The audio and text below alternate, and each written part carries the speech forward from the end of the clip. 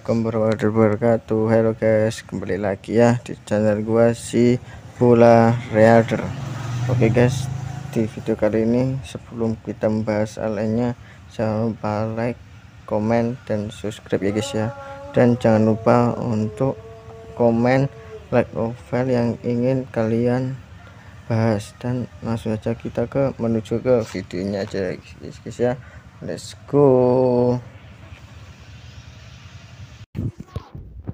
Oke guys, kali ini gua akan memulai serial baru yang berjudul Fushi no Kami Rebuilding Civilization Start with a Village, volume 1 part 1.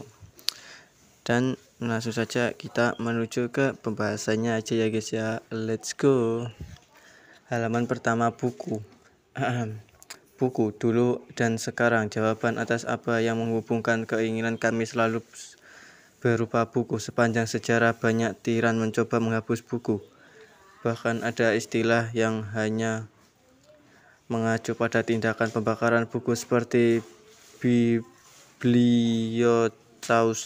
Namun sejauh ini belum ada yang berhasil menyingkirkan mereka. Buku-buku telah dibakar, berubah menjadi abu, dan berserakan terbawa angin, tetapi tidak pernah hilang sama sekali. Selalu ada seseorang yang diam-diam menyelamatkan mereka dari kobaran api, seseorang yang mengubur mereka di taman mereka untuk menghindari mata tiran, seseorang yang menggali ingatan mereka yang tidak dapat diandalkan dan menciptakannya kembali setelah api padam. Buku selalu berjuang melawan tiran bersama pemberontak yang pemberani dan bersemangat. Bahkan saat ini pertarungan terus berlanjut. Mereka terlibat dalam pertarungan yang telah berlangsung sejak kelahiran sejarah, dan lebih tepatnya kelahiran buku, melawan mungkin tiran terbesar dari semuanya, musuh tanpa ampun dan tradisi yang terus-terusan mengawasi dan tidak henti-hentinya berusaha memusnahkan mereka, dan itu adalah tiran yang disebut waktu. Memang, bahkan sekarang buku berjuang melawan penghapusannya oleh tirani waktu. Itu kemarin ketika saya memutuskan untuk menjadi sukarelawan untuk pertarungan yang megah dan agung, mulia dan indah, keras namun tenang, dan lebih dari segalanya pertarungan yang mengasihkan ini. Nama saya Ash. Saya seorang anak laki-laki berusia 8 tahun dengan sesuatu seperti ingatan kehidupan lampau. Seperti ingatan kehidupan lampau, saya ingin membaca buku. Aku dengan penuh semangat mengaku sambil membaca buku. Gereja dengan suara keras. Tidak ada jawaban. Gereja itu kosong, tetapi untuk beberapa baris kursi lusuh dan tumpukan debu menyambut saya saat masuk. Seperti yang diharapkan, sepertinya Pastor Volke mundur ke ruang kerjanya di belakang gereja. Sangat bisa dimengerti. Gereja seharusnya tidak hanya menjadi lembaga keagamaan yang melakukan ritual desa, tetapi juga lembaga pendidikan yang memberikan pengetahuan tertentu kepada masyarakat. Ini seperti seminar pembelajaran di kuil. Bahkan seharusnya ada seminar pembelajaran di kuil kami. Kuil lusuh itu untuk para peserta ibadah serta warga desa yang ingin datang dan belajar di waktu luang mereka. Namun desa tempat saya dilahirkan ini tanpa diragukan lagi adalah kota udik di antah berantah. Tidak ada yang namanya daftar keluarga, tetapi karena hanya ada sekitar 100 orang yang tinggal di sini, semua orang tetap saling kenal. Sekarang pertanyaannya adalah, di desa yang begitu terpencil, apakah ada orang yang punya waktu untuk datang ke sini dan belajar? Dari segi perkembangan peradaban, desa ini masih terjebak di zaman kegelapan. Tidak ada yang namanya mesin pembakaran internal. Semuanya mengendalikan tenaga manusia. Dulu ada satu pekerja keras, tapi sudah mati 2 tahun yang lalu. Kami mengadakan pemakaman di gereja ini dan memakan kuda yang sama sesudahnya. Rasanya lebih seperti pesta barbeque daripada pemakaman. Saya mulai lapar. Saya berharap saya bisa memakannya lagi. Tapi mari kita kembali ke pertanyaan. Di sebuah desa tanpa traktor, kuda, atau sapi, dan dengan komunitas yang akan hilang tanpa harapan hanya dengan menyambut pupuk kimia, apakah ada orang yang memiliki waktu ruang seperti yang mungkin Anda duga? Jawabannya adalah tidak. Semua orang bekerja hari demi hari sampai mereka pusing. Mengingat usia saya sebenarnya sudah menjadi pekerja yang sangat baik. Sementara saya dibebaskan dari sebagian besar pekerjaan kasar. Saya pandai mencabut rumput liar dan membuang batu di ladang, serta mengumpulkan tanah liat yang dapat dimakan di pinggiran hutan dan menangkap ikan di sungai. Di rumah kepala desa, mereka sangat menyempatkan waktu untuk anak-anaknya belajar. Namun meski begitu, sepertinya mereka sama sekali tidak memanfaatkan gereja. Alhasil jumlah orang yang dididik Romo Volker sejak kedatangannya tahun lalu menjadi 0, atau lebih tepatnya itu 0 sampai sekarang. Saya ingin menjadi murid pertamanya. Ayah Volker, itu as dari keluarga David. Karena saya tidak menjawab, saya hanya akan membiarkan diri saya masuk. Berdiri di depan ruang kerja pendeta di bagian belakang gereja penuh dengan berhala dan kursi. Saya menjenguk pintu. Menurut etiket yang tepat, sebelum menerobos masuk dengan kekasaran yang kurang ajar, saya menemukan diri saya di sebuah ruangan kecil yang nyaman, yang terasa agak terlalu kecil untuk tujuannya. Di dalam ruangan, seorang anak laki-laki yang sedang tidur dengan kepala di atas meja kosong. Sisir di belakang rambutnya yang panjang dan memandang ke arahku. Oh, itu putra keluarga Daud. Ya, itu anak nakal dari keluarga David, Pastor Volker. Wajahmu terlihat menyeramkan. Pria itu memiliki cincin di bawah matanya, seolah-olah dia bergadang semalaman. Dia sangat kurus dan tidak terawat, sampai pada titik di mana dia sama sekali tidak mirip dengan seorang pendeta. Sedemikian pura sehingga penduduk desa diam-diam memanggilnya pendeta zombie. Anda tahu, dia yang akan dilihat anak-anak normal dalam mimpi buruk mereka. Sepertinya pendeta zombie itu mencoba mengabaikan kerusakan yang dia terima dari suaraku yang penuh energi. Apa yang kamu inginkan? Apakah Anda menurunkan suara Anda kecil? Kepalaku sakit. Tolong maafkan saya hanya sedikit bersemangat. Saya datang untuk meminta Anda mengizinkan saya membaca beberapa buku Anda. Buku-buku saya. Volker melihat rak buku di belakangnya dan mengendus. Gerakannya mendorong beberapa debu pada buku ke udara. Apa yang ingin kamu capai dengan membaca buku di desa terlantar seperti ini? Sepertinya dia mencoba menyiratkan bahwa buku tidak berguna di desa miskin. Senyum masokis di wajahnya membuat pendeta itu memang terlihat seperti zombie. Jika saya ingin mendapatkan sebuah buku, saya harus melewati zombie penyendiri yang menjaga kuburan bukunya. Kurasa aku hanya ingin bersenang-senang membaca. Pendeta zombie itu memiringkan kepalanya. Apa yang kamu katakan, bocah? Saya tidak tahu apa yang Anda katakan, tetapi kita berbicara tentang buku. Bukankah tujuan membaca buku adalah untuk bersenang-senang? Jika Anda tidak dapat memiliki waktu di mana Anda hanya menikmati isi hati Anda di dunia yang sangat kejam ini, lalu apa gunanya semua itu? Untuk seseorang seperti saya yang mengetahui kehidupan yang makmur dari ingatan kehidupan lampau saya yang nyata, standar buruk dunia ini tidak tertahankan. Setidaknya 10 kali lebih menyakitkan bagiku daripada orang lain. Beberapa sering saya berpikir untuk mengakhiri semuanya. Saya bahkan tidak yakin dengan kewarasan saya sendiri pada saat ini. Seburuk itu, namun sehari sebelumnya saya menyadari sesuatu. Ketika istri kepala desa sedang membacakan sebuah cerita untuk saya menyadari bahwa saya dapat melakukan perjalanan ke tempat lain dengan mempelajari dunia buku. Tampaknya sangat jelas sekarang. Jika kenyataan terlalu menyakitkan, Anda selalu bisa menemukan kesenangan di tempat lain, dan di suatu tempat itu adalah dunia fantasi. Dan itu bukan sekedar pernyataan tak berdasar, bantahku. Ketika Anda lapar, apakah Anda membutuhkan tujuan untuk makan? Saat Anda tenggelam di air dan tercekik, apakah Anda memerlukan tujuan untuk kembali ke permukaan dan menarik nafas dalam-dalam? Didorong oleh pertanyaan seorang anak berusia 8 tahun, pendeta zombie itu mengangguk dan dengan tergesa-gesa. Saja kamu akan makan dan bernafas tanpa memikirkannya. Tepat. Dengan cara yang sama, buku bukan adalah sesuatu yang baru saja Anda baca dan nikmati. Jadi begitu.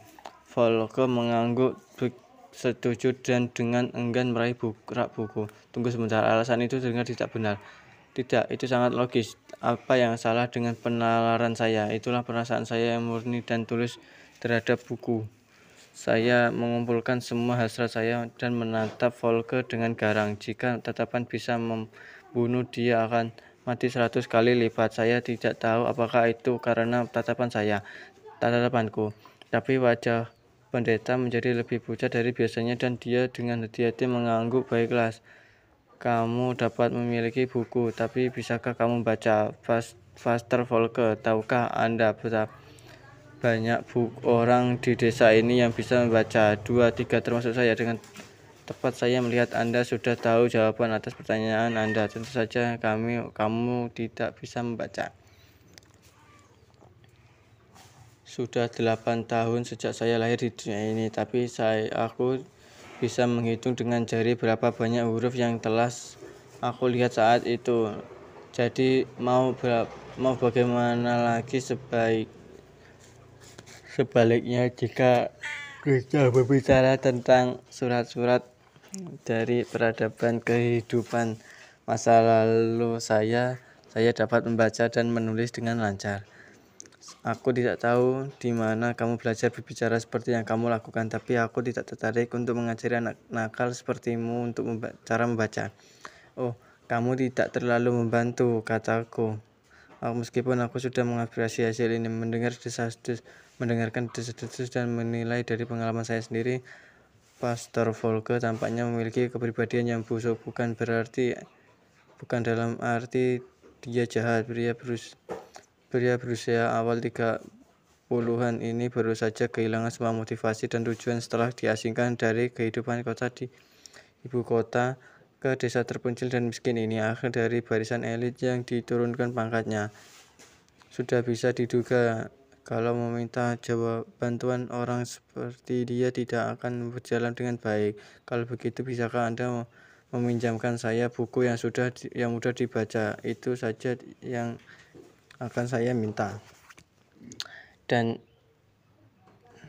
minta dari Anda dalam kapasitas Anda sebagai pendidik desa ini. Pinta saya, jangan konyol. Apakah Anda tahu betapa berharganya buku? Apa yang saya lakukan jika Anda merusak dan menjualnya? Ayolah, tidak ada yang akan menyadari jika satu buku hilang.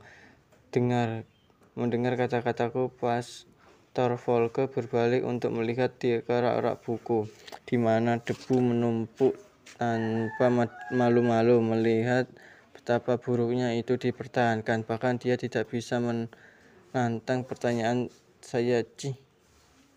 Berani sekali kamu mengatakan itu pada seorang pendeta, dasar bocah bodoh.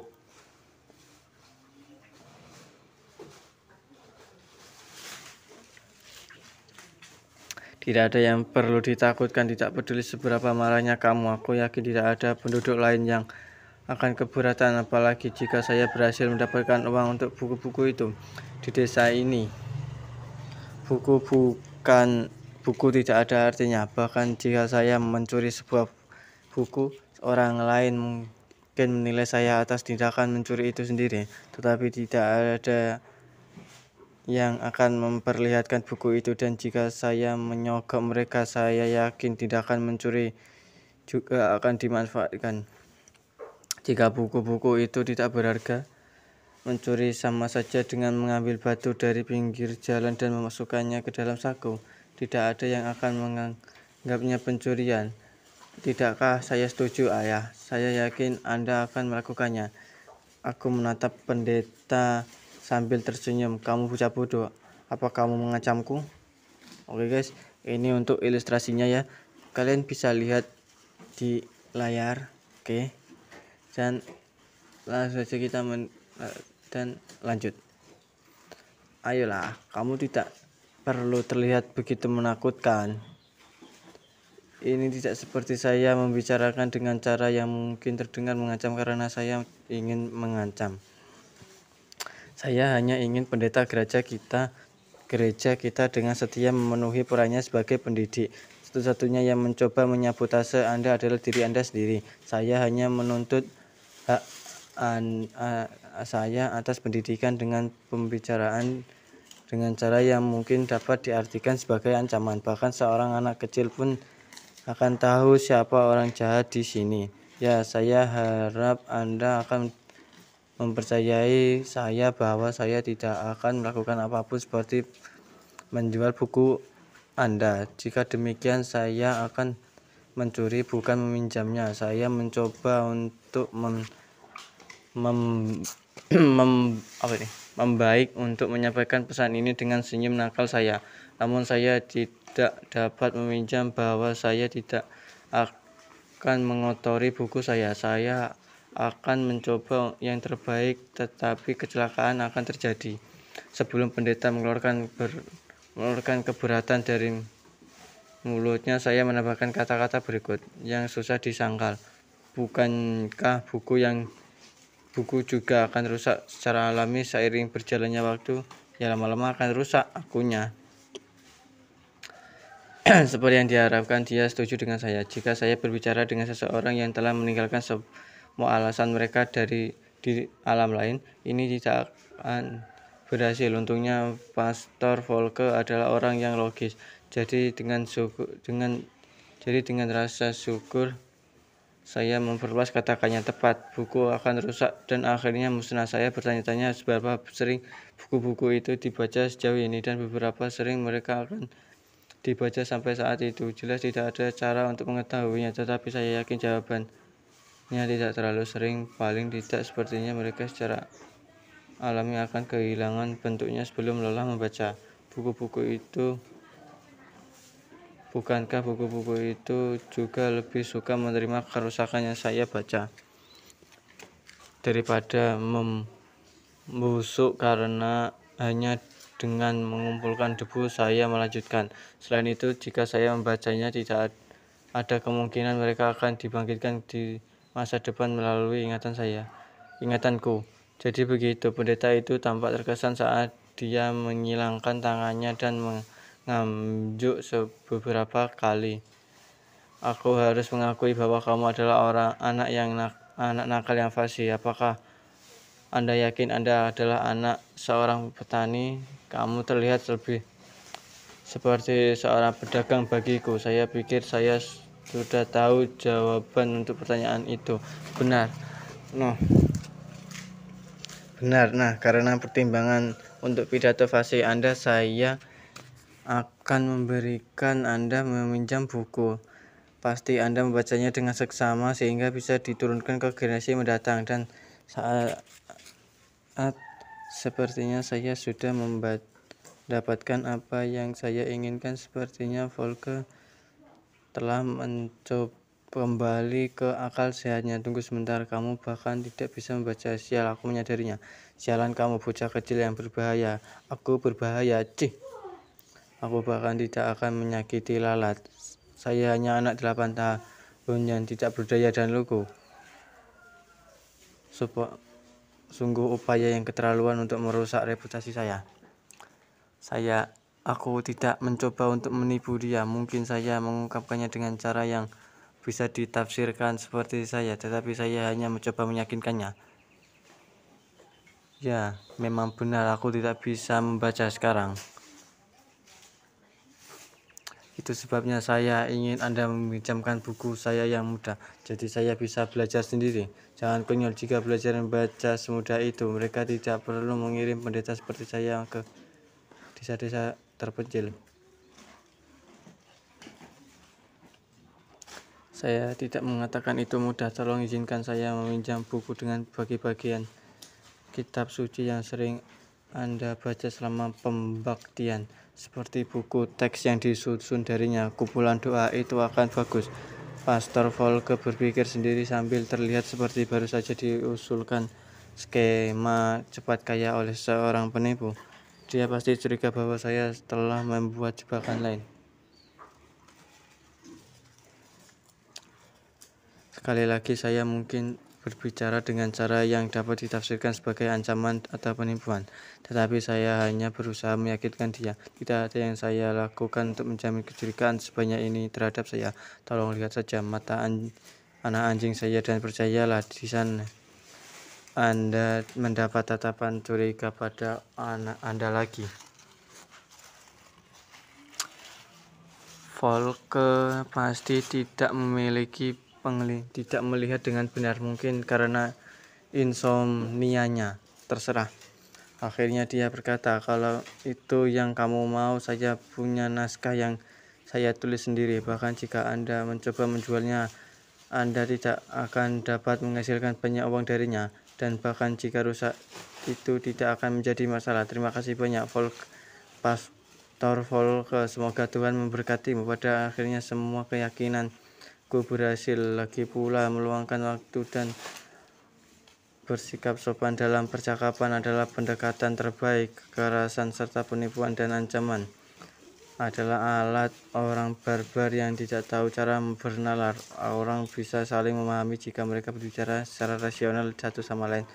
Orang bisa saling memahami jika mereka merasakan perasaannya sama. Dengan rasa pencapaian yang luar biasa saya meraih naskah itu, tapi Volke memegangnya dengan erat, tidak ingin melepaskannya. Sekali lagi terima kasih banyak. Harap yakinlah bahwa saya akan merawat manuskrip dengan baik. Lepaskan itu, bajingan. Dengar, jangan pernah berpikir untuk melakukan sesuatu yang aneh, bahkan jika Anda yang tidak mengintimidasi saya tidak berencana untuk melakukan sesuatu yang aneh. Cepat dan serahkan, biarkan saja, ini milikku sekarang. Akhirnya Volke dengan enggan melepaskan manuskrip itu, seperti yang seharusnya dia lakukan sejak awal. Saya menahan diri untuk tidak mengatakan apapun tentang dermawannya, kelambatannya, atau kekikirannya membolak-balik buku, atau lebih tepatnya tumpukan kertas, dan dengan mata saya menelusuri huruf-huruf yang maknanya liput dari perhatian saya. Di antara mereka saya menemukan beberapa huruf yang sepertinya tidak asing. Jadi saya bertanya ke Volke, bisakah Anda beritahu saya cara membaca kalimat ini? Hei, bukankah kamu bilang kamu tidak akan menanyakan hal lain? Saya mencoba mengatakan bahwa hal ini yang saya minta dari Anda adalah kapasitas Anda sebagai penduduk desa ini. Jadi kali ini saya minta Anda dalam kapasitas Anda sebagai pendeta. Ayolah, jangan hanya berdiri di sana dengan ekspresi bodoh itu di wajahmu. Cepat dan beritahu aku. Aku bersumpah aku tidak akan meminta hal lain darimu, setidaknya tidak hari ini. Menurut Volke itu adalah doa yang banyak digunakan, bukan hanya oleh para pendeta tetapi juga di kalangan petani dunia. Dewa serigala yang kuat, dewa monyet yang bijaksana, dewa naga yang ganas, berkati kami dengan kekuatan besar Anda hari ini. Ini seperti yang saya harapkan. Saya sudah menebaknya ketika saya melihat tanda baca dan huruf untuk dewa serigala, dewa monyet, dan dewa naga yang sama dengan ukiran pada berhala yang disembah di gereja. Surat-surat ini adalah fonogram dan tidak ideogram. Beruntung saya membutuhkan waktu 1 bulan untuk akhirnya menyelesaikan membaca naskah tipis itu. Membaca surat-surat yang tidak dikenal sudah merupakan hal yang sulit, hanya mempersulit oleh fakta bahwa itu adalah naskah tulisan tangan. Terlepas dari itu, alasan utama mengapa saya butuh waktu lama adalah kurangnya banyak luang. Oke guys, ini dulu untuk pembahasan kali ini, dan jangan lupa untuk like, komen, dan subscribe, dan sampai jumpa di video selanjutnya. Let's go.